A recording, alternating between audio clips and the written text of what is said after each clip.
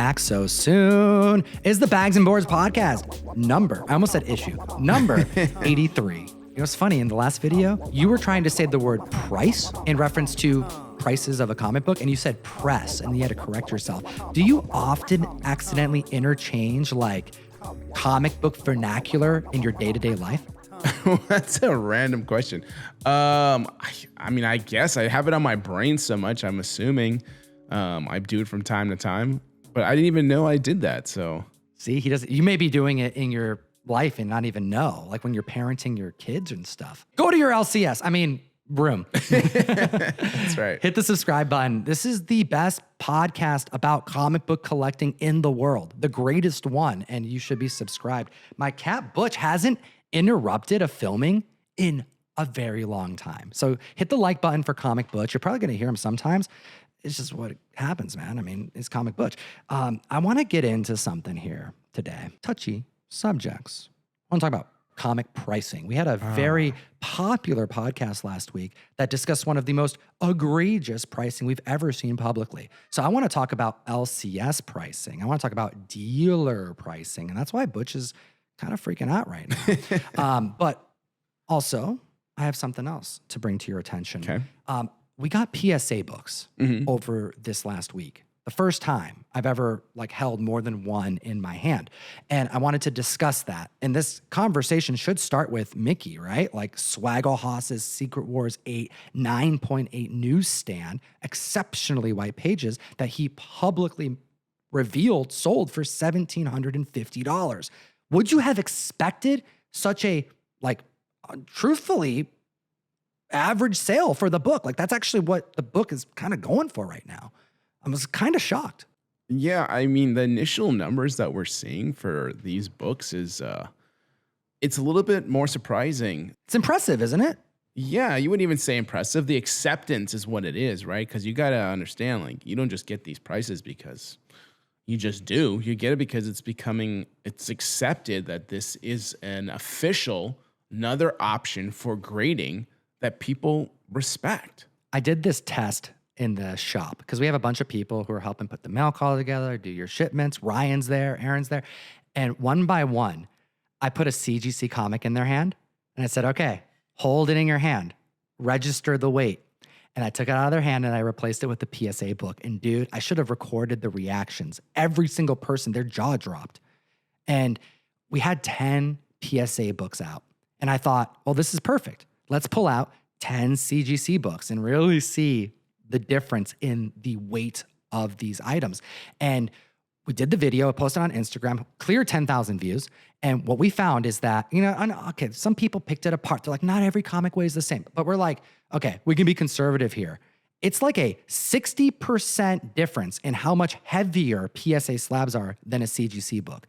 Not only that, unless we're going to get different shipments in the future, these shipments only contain 10 books per box. Yeah, so you're just I have an order of about, I think it was 130 books, okay? And theoretically, from CGC, they come in about 25 in a box, okay? Pretty, almost every time. It's 25 is kind of the max. That's their limits. So I have 14 boxes coming because they're doing a max of 10. That's so many boxes. Right. So that's just interesting. And they're doing that and they have the way that they store them with in styrofoam and it's ribbed so they stay in place and there's a large gap. But these holders are so rigid already. So in my mind, I'm like, you could put all 25 in there, no problem. And I don't think anything would happen to these. But the thing is, again, we talked about it. Weight. What does that how does that factor in when you're shipping, right? Because shipping can get a little bit weird and complicated, right? We start throwing in weight and dimensions and I don't know. But to me, 10, it's not enough because that amount of space, I think they're overdoing it. Well, what I do know is that it's at least 50% heavier every one of these boxes, which is going to make the costs of shipping super high. And I pulled up the prices on PSA and they are shockingly expensive. I thought it was going to be cheaper than CGC and I was wrong. Yeah, if you initially just start grading, I think they're just below CGC, but It's like temporary. it's temporary. And it seems like when they go into full effect, they're going to be $1 more and potentially even 2. I don't have it in front of me, but they're more. Well, I would guess that they're going to be more with the quality of the cases. Like, let's not mince words here. The cases are better. Yeah, and I mean the clarity's still there. Yep. Right? And what's also funny is that the bags that they come in is better too. It's Oh, thicker as well. Yeah, you actually get better bags. We're talking about like the final step of the CGC production process is them taking the slab and throwing it into like this, thin bag to protect it from getting scuffed. But that's like a really cheap bag. And these bags from PSA, they're thick and they're nice. I can see slabs living in these, whereas a lot of people like to replace the CGC bags. You probably don't even need the bag, to be honest, though. I mean, I was literally just hitting these books together as a joke because of how confident I was that it was going to do no damage because these things are a brick in a good way. Yeah, really, in the best way when it comes to how you want to preserve your collectible. Now, some things that they've already changed. Yeah. I mean, we got to give them credit where credit's due.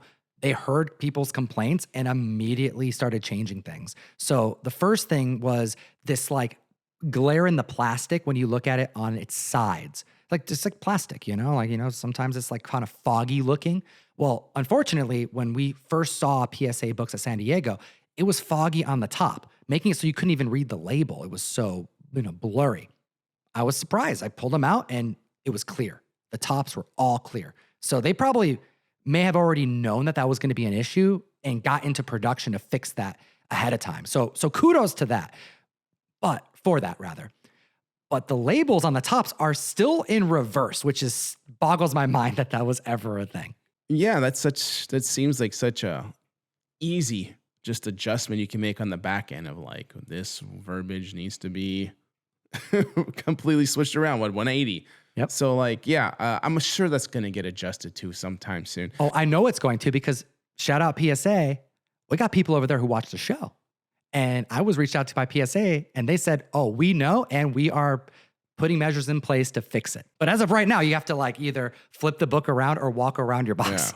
Yeah. Right. And, it's going to be interesting. Like, they're going to mess up at some point. Oh my gosh, I can't wait we to already see know the it. videos, We dude. already know it because everyone stumbles. So it's just going to be interesting to see, how that goes and what the latest, like, sky is falling moment's going to be. But right now, I mean, they're different. They're definitely different. But when you hold it and you see it in person, it's not as jarring as it is online. Still like CGC holder, like the visual of the CGC, but yeah, I'm okay with the PSA right now. So it's going to be interesting as we get more books in because I've only gotten a couple, but I have another 300 or so coming. So in the next like month and a half. So that is going to be a huge test group to be like, okay, what's up? Did we chip a corner? Did we encapsulate oddly? Is the book upside down? Is there spelling mistake? Who knows? But stick around for it. We're going to talk about it on the podcast.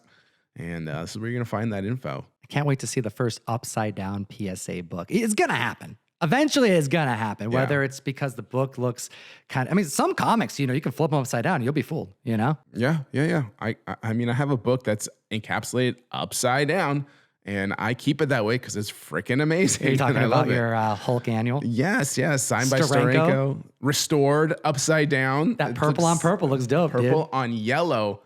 And then the cover, it looks so cool. All right. Well, let's move on because I want to get into pricing conversations. But before we do that, I figured maybe we can help a fellow YouTube, Instagram person. This video I stumbled upon it. I like watching the New York jewelry and watch dealers. Okay. Dude, you can go in a freaking Instagram black hole just swiping, watching these guys hustle watches, Rolexes and stuff. I'm not a jewelry guy. I don't own watches or any of that. No, nothing against it. I just don't. But I like watching these guys do what they do, man. It's fascinating. There's so many like intricate details that makes a watch $10,000 or $20,000. And to watch them flip it in moments, it's crazy. Well, there is a jewelry shop out in New York, and this guy was approached by a comic fan, a collector, maybe as a dealer, And the suggestion was, let's do a trade for jewelry. But he didn't know what he was looking at. So he kind of kicked it to the community and said, hey, help me price these. So, I mean, it's the Bags and Boards show. We might as well do it. Yeah, that's what we're here for. Let's help this guy out. All right, we got Trax NYC Diamond Jeweler over on everywhere. The dude's everywhere. Let's take a look at the comics that are being brought into his shop for a trade. So you got a lot of comic books, do you? Bro, I have some super high-end bangers. Wow. Okay, hold up. That was a gold foil Venom lethal protector. Bro, I have some super high. That's Oh, gold. on the back. Oh, okay. So was it the back of the cover then? So yeah, he shows the back cover to the camera, but I can see it right here. That's the gold foil. He doesn't even know what side to look at. He's looking at This the is why he back. needs our help, dude. First off, flip it to the front. The grade point is on the front. First off, flip the whole box around. That's true. High-end bangers. Wow. What do you All right, so we definitely can't see the grade on that one, but let's put that one as a footnote here. Maybe we can go Okay. back to it. want to do with these? You want to trade them? Oh, Ooh, that's a sexy book. We have first appearance of Punisher, Frank Castle. Now, it looks like there's more than one SIG on here, but I can clearly see Stan Lee's signature, and that's actually going to be the biggest difference here. I could see a premium $500 to $1,000 because of that, and I happen to have Punisher's recent sales on my screen right now. 6.5 went for $1,500. I can see this going for $200 to $2,500. What about you? yeah. I don't think that. I think that's fair and in the realm of where it would go. 2,500 probably is where I would put it. For something? I would love to trade them for something. For what? I would love to trade them for 2 chains that you have. Why don't you sell them yourself and then just buy the chain? Because I saw your whole office has a whole bunch of super high-end art. cool. Right. And I figured this is a huge asset class that you might be into as well. Yes. Well, the first appearance of Venom. All right, Let's talk about this guy as a salesman first. sure. Okay, like he's like, first off, the guy Trax looking at the comics is like, well, why didn't you just sell these and give me cash for them? Smart. It's a good Right? question. That is a great question, right? And that's what he should be asking. And the guy quickly comes back with, well, to help you manage maybe an asset class you're not as familiar with, and maybe you want to open up to, or I see that you have other rare collectibles, like it's both. 2 equal forces. We're going to see what's going to happen here. All right, so I'm looking at a CGC. Looks like signed by Stan Lee as well. ASM 300 graded at a 9.6. Let's take a look. Because I also have ASM 300 numbers on the screen from the recent Hot 10. I can cheat a little bit and not have to pull up GPA. The prices are here. So 9.6 went for $846 last sale over this last week. CGC Signature Series Premium with the Stan Lee SIG. Let's take a look. This has to be a common enough book signed by Stan Lee. Same with ASM 129. All right, so we're looking at a 9.6 JSA authenticated. So that's what the Stan Lee SIG on there. Sold in March for $1,800. Recent 9.6 sale went for $846. It's kind of that $1,000 premium for that SIG. And if you're not familiar with JSA is authentication. It isn't actually witnessed like the regular yellow label that we've seen on these last couple books. But we haven't seen a solo Stan Lee Signature Series 9.6 sell since 2014. People like to keep these in their collection. But it's interesting. He's being presented a lot of signed books, which creates a lot of nuance. We'll see if we can help steer him in the right direction. Appearance of Venom. What And then year? 1988, I'm sorry. 1988 with Oh, there's more than one SIG on there. Oh, that's a McFarlane SIG on there too. You see the green? It's kind of a cool book, actually. Yeah, there's lots going on here. Yeah, there's more than one SIG on there. So there could be this, added inflation for having more than one SIG. I mean, certainly that Stan Lee's going to up the cost, but when you get McFarlane's signature on there in addition, yeah, you're adding hundreds of dollars, if not more. Venom was created the first time. By Todd McFarlane and Stan Lee. Oh, that's Oh, cool. so he wants something like this. You want this Venom joint? Ah, Oh, damn, that's you've dope. seen this. No, right? but you can pick that up at Trax NYC for sure. Sure. Listen, He's like, I do not want a Venom chain. He has That's a his good eye on question. something specific. That's a good question because he's dropping off all this Venom, right? Yeah. I would have been like, oh, he just wants to wear it instead of store it. we'd like to make a deal for the man. Someone watching this has to buy these. Comment and tell me what they're worth. Ooh, look at that, dude. Now that's a cool book. That is a prize, That's right there. the Black Arrow, right? Yeah, and a Venom Lethal 9.8. Protector. All right, so for our audio listeners, you can find us on SoundCloud, iTunes, and Spotify. We're looking at a 9.8 Arrow edition of Venom Lethal Protector. Now, this book came out, sold a ton of copies. Standard 9.8 You're looking at like $100. This is very special. It is signed by Stan. It's signed by Todd freaking McFarlane, and it's a 9.8. And this is a horrendously rare book. This is not a book you can find. You got to know someone to get it. This is almost a 10K book without signatures. Let's take a look. That's an awesome. I was not expecting to see that book, dude. Yeah. All right. Like 2 SIGs on there and a 9.8. Damn. Yeah. Okay, so take a look at this. 9.8. Recent sale for Venom Lethal Protector. $100 90-day average. Oh! Your boy's good is what I'm saying. Last sale was $76.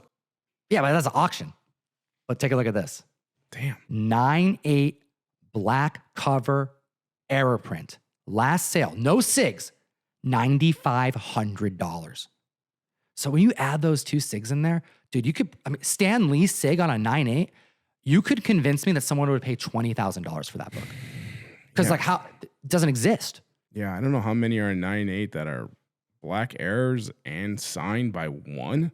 And that was a witness signature, right? Those weren't JSAs. I mean, That's a crazy book. Okay, we'll put a pin in this one. Let's keep watching. Number 1, Lethal Protector Black, signed by Stan Lee, Sam De La Rosa, Todd McFarlane in a 9.8. Wow. Someone chime in and tell him what the value of this book is. And we'll see if we can make a deal and make it happen. Okay, so I want that book. first off, the first 2 books we saw are dope as hell. But for a shop that largely sells jewelry and watches and things like that, I don't think the SIGs are going to help you. You probably are going to have this like inflated cost, the real estate to have this on your wall with other artwork. And that inflation price is going to make it really tough to move. Like, yeah, it's cool you have a sign by Todd McFarlane, but I think the average person who's going to do a just, gut purchase of a book, it's probably going to be closer to that 9.8 standard pricing. Having to pay an extra $1,000 or $1,500, $2,000 for a SIG, it's just unlikely to happen outside of an LCS. And they're looking to trade at a non-LCS. So I would say if you're looking to get those 2 books, and please correct me if I'm wrong, I would price them at Blue Label pricing and do the trade across the board. And I know that's not going to be in favor of the seller, but because he has a jewelry shop, I would price them according to what Blue Labels are in which what we had just quoted. Well, then you got to think about too, because he wants to make money and just taking 1 or 2 items and dividing them into, I don't know what he's trying to buy, but potentially an entire short box of slabs. Like, do I do that? And if I have a $50,000 comic and you bring me an entire short box of slabs, I now have to sell 25 books in order to get 1 sale, right? Yeah, so whatever that price is, now you have to do the dealer discount for this. Like, you got to get a better side of the trade, because otherwise he would sell it for cash. Yeah, because like we mentioned earlier, these 2 guys are like 2 people like negotiating, right? He's like, oh, upsell, oh, downsell. So it's the same thing, right? He's like, if I'm like trying to bring these books here and I want to buy them, I don't know the value of signatures. Even me in the hobby, I don't know how to price it. It's hard enough to sell certain books.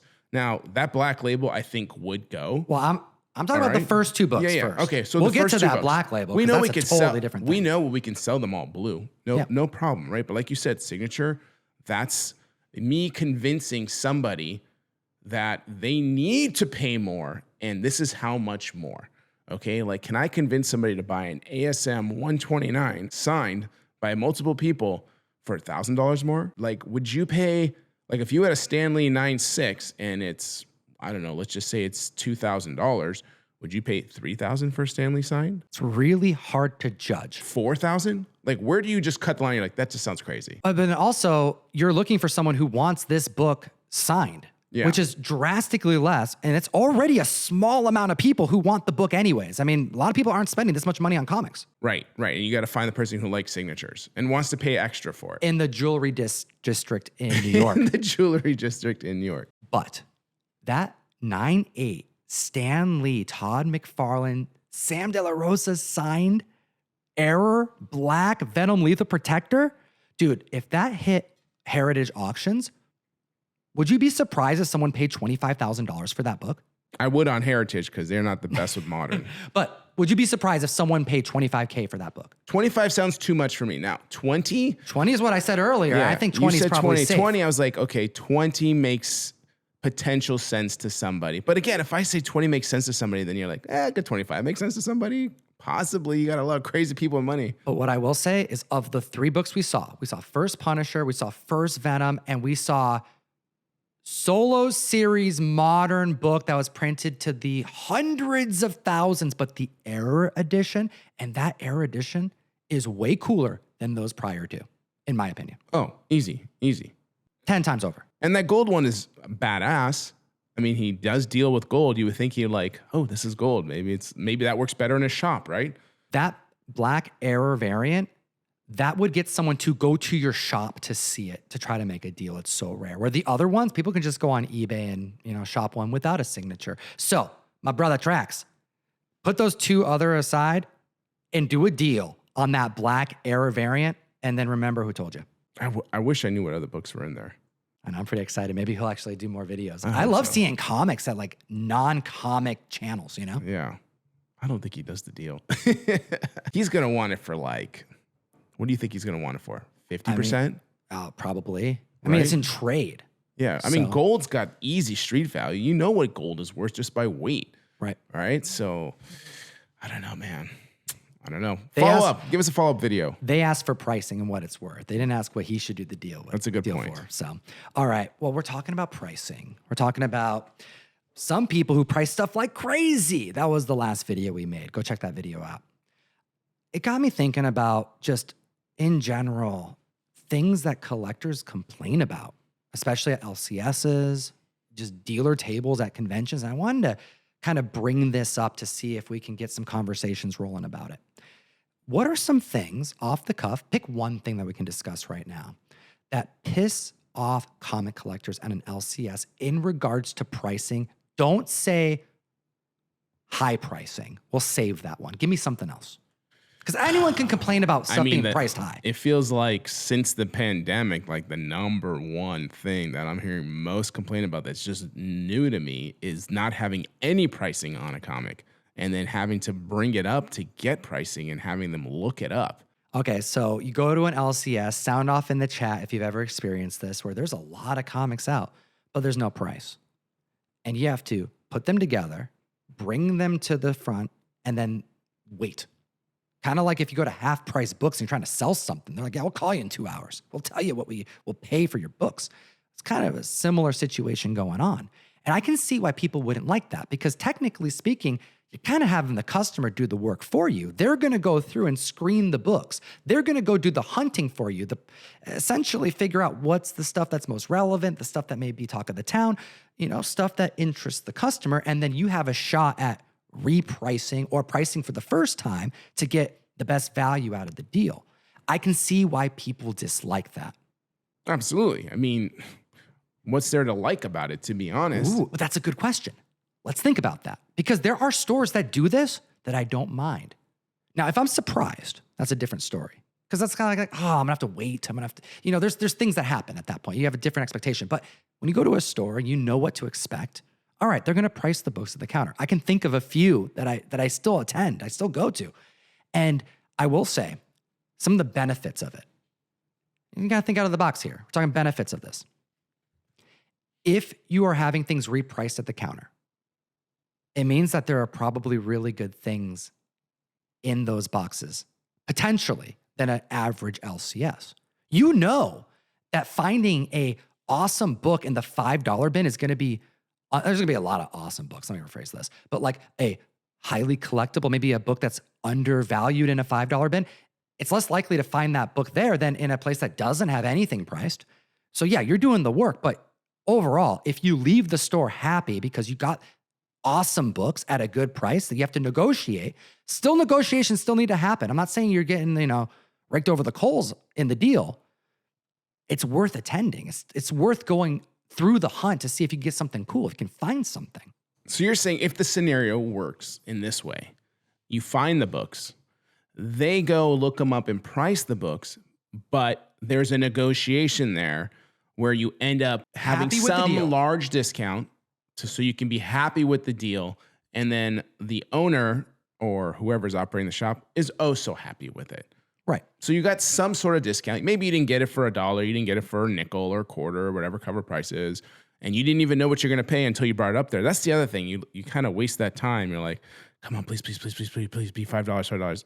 And it's like 40, right? And man, don't even I get what you're saying, but what if you get that owner just like, yeah, take it or leave it. I don't really care. Well, that's going to be a situation where I know now going into it, they're going to probably price these in a way that I'm not going to be too thrilled about, which means I'm going to now find books and go, what do you get for this? And you don't do a full pile and have them do it at the end. You do it along the way. Pick and choose. There's a lot of people that have LCSs in their community, but they don't have LCSs they can go hunting in. They only have new books or back issues from the last couple years. Seeing a sea of comics is actually kind of a unique experience with how few comic shops even still exist. So although there are frustrating moments in this situation that we're kind of hypothesizing, it's an opportunity to get your hands on inventory that otherwise you may not have been able to see. There's been plenty of times in a place that doesn't price their books where they are doing pretty damn good deals, where they're like, hey, they're going to kind of like undergrade and in a good way. I was like, all right, it's a VF, but I'll give it to you for fine pricing, and hey, you found it. They'll kind of cut you a deal. And then you can ask, do you have anything else that you haven't gone through yet? Well, if they're not pricing, they may have a freaking short box in the back room that just came in and say, hey, have at it. Most LCSs won't do that. If LCSs are processing things and they're pricing everything and they got to go in the right bins, they may have a collection sitting ready to go for you to go through, but they're not going to let you go through it because they got to get their hands on every single comic. Yeah, I get what you're saying. It'd be nice to just see a sign, price at counter, will negotiate. But or people are put together a complaining deal. about that specifically, though. Like, I'd rather have prices so I know what I'm getting to because I don't want to waste my time. I get it. I can negotiate after the fact. Most comic shops, a lot of comic shops I've met, you either have an employee who doesn't have the ability to negotiate, so you're dealing with some part-time employee who's not going to negotiate, okay? And maybe you get the owner, and maybe they will negotiate. Who knows? It just sets up random scenarios.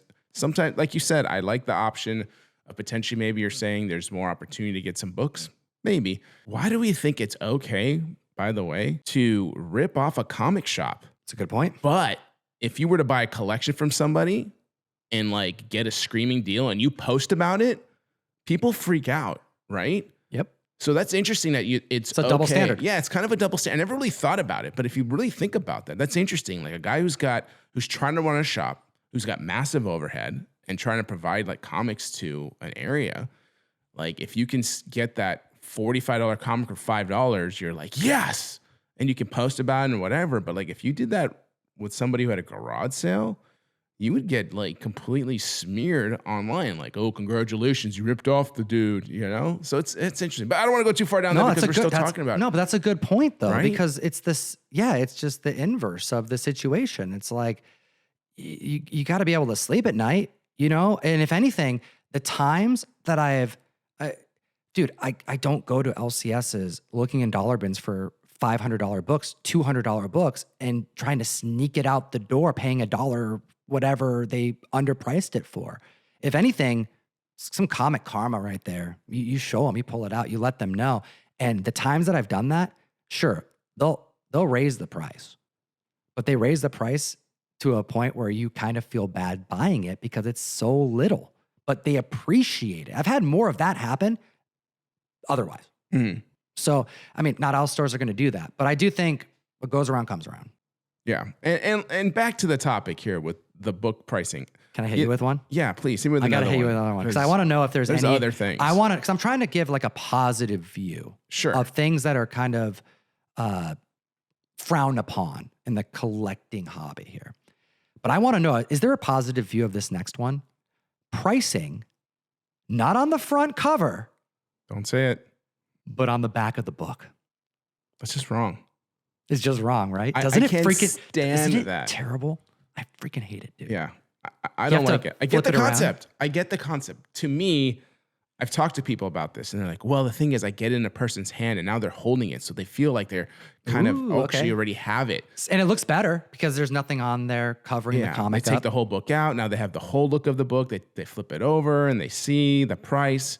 And then now they either have to get it or put it back, and that's how you end up having books, by the way, out of order in a long box. Sure. Okay. Because then the box flops and then you put it back because the guy's like, I'm not paying $82 for this. Have you ever looked behind the book to see a price tag and gone, damn, these are some good prices? Ooh, usually people who price in the back are not like novices who don't know how to price a comic. They're typically fair market value, if not higher. Yeah. They're Am I crazy? They're like, it's like a $20 book and they'll put like $19.99, They're those kind of dealers. Sticker. Are we the only ones who hate pricing on the back of the book? Dude, I can't stand it, dude. I'll tell you another one that bugs me. Give me one that bugs. Okay, well, is there any benefit besides on the seller side? I'm looking for on the buyer side. Hear me out. I think I got one. Technically, if it's in a nice bag and board, then you don't have to rebag and board it because there's no sticker on the front. And if you want the data of what you spent on the back, now you can keep it. And I paid $19.99 for that book, but at least the front is clean and you don't have to rebag and board it. But dude, I like to rebag and board everything. So I don't know. I'm reaching here. Yeah, I feel it. All right, give me one. Give me one, Jeff. No grades. Oh, just straight up, no grades, just No price. grades. Yeah, here's the book, here's the price. You look at it and you're like, what's the grade on this? It's tough, dude. It's tough. That's a tough one because seldomly you're going, okay, let's remove dealers out of this equation. Let's say half price books because that's what you're describing right now. Just people looking up on eBay going, I see some going for 30. I see some going for 50. Supposed to put $50 on this one. And then it's like, what's the grade? I can see there's problems here and there's no one in this place that grades comics. What's up with that? I don't know. I hate it, dude. Yeah. I hate it. It's putting the work on you. This is to me, okay, hot take. Comics that don't have a grade attached to the price bug me more than comics that are not priced at all. Ooh, okay. Not priced at all versus not graded at all. Because at least when they get brought up to the freaking front, they got to like look at the book and go, yeah, there is a stain here. Okay. Well, who's not pricing a book but grading it? Okay, like there's a lot of people who will price a book. Oh, you're right. You're right. They are grading it, but if they don't put the grade, they're like, I don't have to justify the price that I'm putting. Yeah, and that's not good. Yeah, I mean, I guess I don't know. Is there any others? Is there any benefits to not having the grade on the comic? I guess, I mean, if they're lowballing price is the only way that could be justified. Because you're like, hey, I'm dealing with fine VF copies. I price everything at VG fine. I guess you're in the clear. Sure. If that is the scenario where he's just like, I'm going to win in the long run. Yep. Okay, and I'll just price everything at fine, then great. If that's your LCS, congratulations. All right, give me another one. Sometimes when pricing's too small and it's on a back wall and I can't see it, drives me crazy. I wasn't going to talk about this, but I'm not going to say the dealer. I have those Ray-Ban glasses, right? They're very expensive, like the video camera on them. Okay, like the smart glasses. That's your jewelry, got you. So I like to take some time at a convention and do some recording. Get some cool shots. Okay. Seldomly use them, I find, but doesn't really matter. The problem is the prescription is wrong. One of the eyes are off. It's not too bad if I'm close up to things, but I can't see a dealer wall. It's like I have to carry regular glasses with me, and sometimes I forget. So then I'm just roughing it. But also, if I'm at a show, I'm typically like close to the comics. And like, if I'm talking to somebody, you're right there. My eyesight, comic fam, is terrible. I cannot see without my glasses. So I went to a couple different booths and I was looking to buy some comics. And I'm at a booth. It was a really big booth, okay? And the wall is kind of far back. And I asked, hey, is it okay if I like go back there to look at the books? And dude, 99% of the time, they're like, yeah, come on back here and look at the books. Just be careful, right? Yeah. I know a lot of these guys too, but there's a lot of people who don't know me, okay? Right. And they let me back there. This one person said, nah, dude, we don't want anyone back here. And I said, oh, okay. And I just kept walking. They didn't like that. Yeah. And the guy said something along the lines of, all right, well, screw you then. Yeah. And I like literally had to turn around because I realized this guy thought I was being a dick. And I cannot let anyone at the show, especially a dealer who's working their freaking ass off. I got so much respect for dealers at shows, dude. These guys just priced and did all this travel and they set up. And the last thing I want is for them to be like, that freaking guy does the YouTube shit and he's just like, he's a dick. So I had to turn around and I'm like, yo, hold on, dude. I literally can't like see the wall. I literally can't see the grades. I can't see the prices. I'm not going to stand there and be like, bring that one up, bring that one up, bring that one up. So I had to explain, like, dude, I literally can't see it. Like, dude, like my prescription's off on these. Like, I gotta get closer to it. And he thought I was being mean. And he actually apologized. He shook my hand. Everything was good. Definitely rubbed me the wrong way a little bit. Yeah. But like also, I guess because I was being too quick, he thought like, oh, this guy's just being a douche or something. So it was a weird moment at the show. But dude, it's just something I deal with is the eyesight. And you're right, you can't see the wall. It is a thing, but it's not a thing for the same reason you described. Because for me, I literally can't see it. I know a guy, big dealer, God bless him, has the best books. Not to like alienate other people, but he's got amazing books. All right. But he puts on his wall, he'll put his price stickers behind his slab still. So you have to ask to see the book and he grabs it for you. And I feel guilty because I was like, oh God, I feel guilty that you're walking way over there and you're bringing over the book. I'm just like, wow, that's just weird. Like these are expensive books. All right. And you not only have to like have them come over, I can't even like say the price and be like, that wouldn't even be in my realm. So yeah, that is a thing for sure. The size of the price, the grade. I mean, all these things are just stuff that we have to deal with out here when we're just hunting for books. It's so interesting. Well, that leaves us with overpricing comics. And damn, dude, there's a lot of dealers that overprice comics. Some prices are so high for me, for some dealers, that I can't even approach them or feel comfortable. Like I don't mind like, someone's just have a little negotiation and talk like a little bit, but like when you're priced really high, some of them feel like they're just expecting to get beat down. So they price high. But like when you're priced so high, I only have so much comfort level in being like, oh, can you take 35% off of your book that's 15 to 20% overpriced? You really got to like have GPA on your screen showing them like, okay, well, I'm thinking this. Unfortunately, overpriced comics. I mean, on one end, you have people who are trying to take advantage. Sure. I think we can all agree that's not good. Don't take advantage of people. Don't be like this guy in Dubai. But on the other end, overpriced comics tends to be a bit more of a practical mistake because comic prices change so much and it takes a long time to process books. So you imagine someone just spent all this time pricing books and then 6 months go by. Are they going to keep repricing their books as they should for conventions? But like odds are some things are going to slip through the cracks. Maybe a lot of things slip through the cracks, which is why they'll just anticipate dealers and people in general to try to just negotiate. And then it kind of becomes a thing where it's like, yeah, it's priced high, but I'm never going to sell it for that until it does. And then you're kind of taking advantage of someone, which we all agree is not an okay thing to do. Yeah, again, you're kind of looking for the silver lining, half full type concept. And it's not good. It's just trying to make it less about it being predatory. Yeah, no, I get it. It's a tough job. It is a tough job. It's tough to keep up with. I tell this to people, I do not wish being a comic dealer on anybody, okay? Unless you love comics. You gotta love it. You have to love it. It is so much work. And if you don't love the work you're doing, you're gonna get buried in this like field. I literally have a press in my freaking bedroom, ladies and gentlemen. And he uses it for comics. Yes, I do. Okay, let's get a community comments.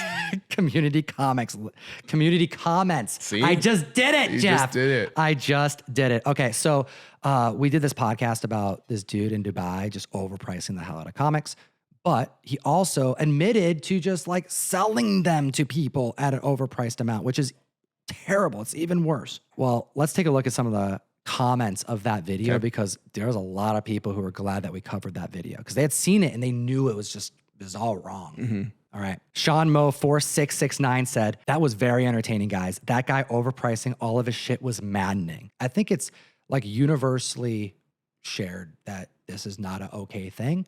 And everybody in the community condemns it, and I think it's rightfully so. You know where I feel with it? I was stumbling on words. I couldn't even hold myself together. Felt like watching that video. It's so infuriating. All right, we got Grits Collards 21. This kind of got me thinking it could be cool to do LCS highlights because say what you will about this dealer in Dubai, overpricing, taking advantage of customers. His shop was dope as hell, though. He sold hot dogs. You can get a coffee. You can touch the statues. It was nice. It was a nice shop. Don't touch the statues. That's a joke. Well, this is from Grits Collard 21. Went to a kick-ass shop with secret doors, a speakeasy where VIPs drank top shelf liquor. This shop is insane. It's in El Dorado, Arkansas, called Gabe's Cave.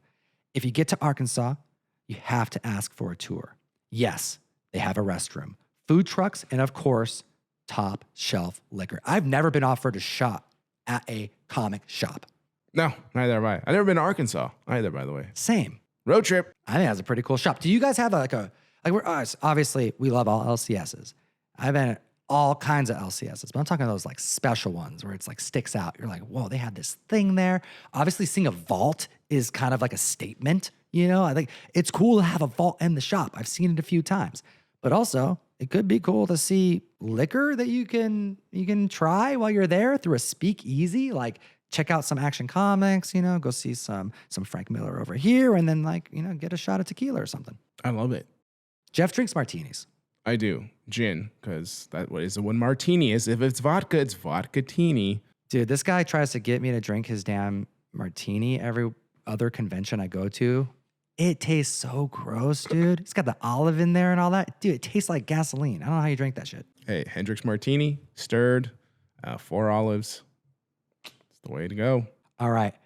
Hellmouth presents 9007. That's got to be a Buffy name. You know, I like that. Buffy's now going to be Buffy. over on Dynamite along with Supernatural. Oh, Pretty all right. cool. Okay. He said, I worked at a comic shop that didn't have a bathroom. We had to use the coffee shop next door. So that's a full layer even worse than what I described last week, where some comic shops don't have public restrooms, which is understandable, but also very unfortunate. And this guy didn't even have the luxury of using a bathroom at his own employment. I bet you that comic shop has a bathroom, but it's filled with comic books. They use it as storage. How many quite comic possible. shops have you met that run things? That's a freaking thing, dude. Right? That's a thing. Yes, they are not always the most organized of people, and they just need storage for all their collections of books that they buy. I've seen it, man. I've seen it a few times. Dude, there's a bunch of people who commented that they relate to my stomach issues. There's a lot of people out there. I felt noticed. That's great. You Felt know? seen. I felt seen. Yeah. And I will give you a tip, okay? I will give you a tip here because, your boy does a lot of conventions, okay? The number one recommendation at a convention that not enough people take advantage of are travel-sized dude wipes. You talk about that every single time we go to con, and you're like, I give them to my friends. I'm like, yo, dude, just throw this in your backpack. Yeah. Thank me later. yeah, Dude, TP at conventions, no good. No good. Sandpaper. no good. Dude, the last convention I went to, San Diego, it was the kind of toilet paper that if you pulled out, it automatically cuts off like 2 squares. So you're grabbing 2 squares at a time, and it's like single ply. Dude wipes are great, not just for the reason why most people would get dude wipes, but it's great for like being able to like clean up too. Like they're like having a fresh, oversized wet wipe is so important to have at conventions. And you can get like a tiny box of them, single use, just like one single large wet wipe. Am I losing anyone right now? There's got to be somebody out there who's like, Tom, preach. No, I mean, look, I get it. It gets hot. You're carrying bags. You get sweaty. It's just to having something just to refresh quickly. I get it. Plus, you touch a lot of stuff. There's a lot of dirty things in the air. Dude, when I walk around the convention, all my friends know I have everything. I have spray on deodorant. I got the dude wipes. I got the like little like toothbrushes that you don't need water. You know, you can just do that. I got the hand sanitizer. Everyone knows Tom always has hand sanitizer because I get sick at conventions all the damn time. You do. Dude, I freaking missed a Jim Lee at the bar signing and doing sketches for free because I was sick in the hotel room. Oh, You remember that? Yes. Remember I wasn't there? I was sick? I did. I do. You know what I did instead? What's that? I made a video for the Comic Fam. True story. Hit the like, slap the subscribe, and as always, Geek responsibly. that's Bags and Boards number 83. The hunt is always on. Here with your host, Mr. Comic Tom. 101 in the name, cause he's trying to teach you this game, bruh. Collecting comics ain't just reading, dude. You can make this hobby work for you. When you know the guru's got his gold stacked on deck. And I ain't talking about gold hanging around his neck. Enough said. Bags and Boys Podcast. Bags and Boys Podcast. Geek responsible.